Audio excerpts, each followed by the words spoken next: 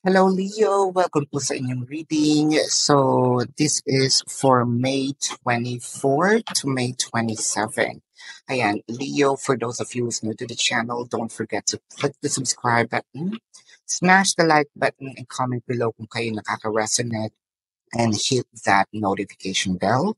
So, Leo, kung gusto niyo po ng dalawang reading po mula sa akin sa kabilang channel po yun, that is Babaylan TV. No? Yan po ang ating unang channel catered for our international audience. And kung gusto niyo pong sumali sa live session, sa kabilang channel din po yun. No? Leo, uh, kung hindi po kayo um, pasok sa live or hindi niyo matsyempohan, don't worry kasi sa video na ito sa comment section, pwede po kayong magtanong as long as the question is answerable by yes or no. No? Leo, kung hindi po kayo masasatisfy sa yes or no question, sa description box po ng video na ito, meron po ako dung link. No? Click the link, you will be routed to my website and you can type in your question. There is a form, no? Good for one question, good for two questions, and we have a promotion of 4+1. So, kung gusto niyo rin po ng ating private reading, no? Nasa description box din po yun. So, Leo, this is general reading, and I want you to know that you may resonate with the entire reading, or you may resonate with some bits and pieces of the reading. Take what's only yours. Leo, magsimula na po tayo. So, nakikita ko dito na parang yung relasyon ninyo is parang roller coaster. No? May ups, may downs. And I feel like medyo matagal-tagal na rin ang inyong pinagsamahan dito. It's not a perfect relationship, but this is somehow na masasabi natin normal. And I can say good kasi kung sobrang wala naman kayong pinag-aawayan, doon ka magtanong. No? Kasi sa pamilya nga, no, as in super close, magkakadugo na kayo, meron sometimes hindi pagkakaintindihan.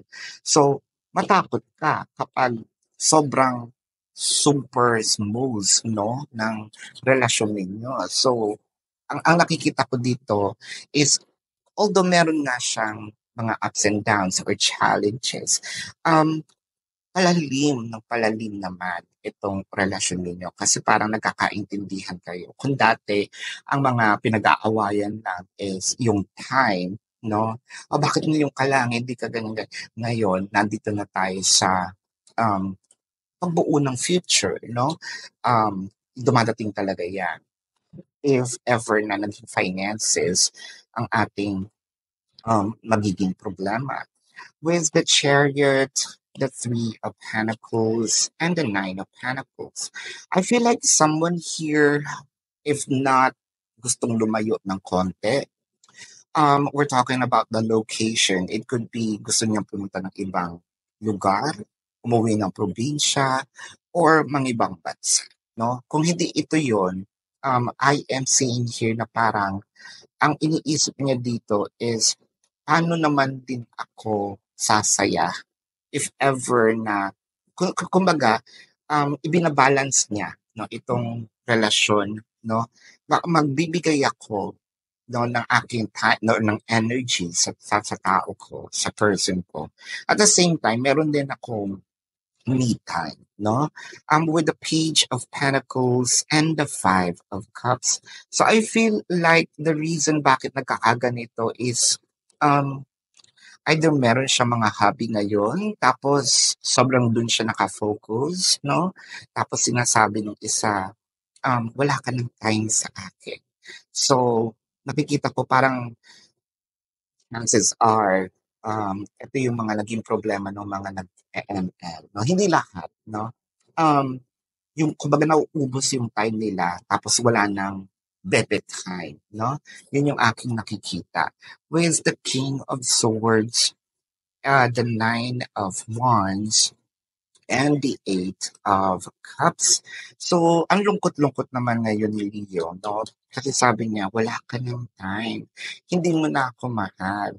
Tapos yung isa, nandito lang naman ako. no? Siyempre sa ML 'di ba meron daw mga usap-usap doon, actually hindi ako nagaganon, pero nababalitaan ko lang, 'no? So parang ang tingin mo sa sarili mo, initsapuwera ka sa buhay. Magkasama nga tayo pero hindi kita nararamdaman, ni hindi kita nakakausap, ni hindi kita nakakasama. Um, with the Hierophant 'no, nandiyan ka, ang lapit-lapit mo sa'kin, pero parang ang layo-layo mo. With the Hierophant, I feel like, um, magkakaroon 'to ng realization kasi parang nakikita ko parang lalayo ka rin ng konti 'no? Then mare-realize niya, sasabihin niya, merong mali, no?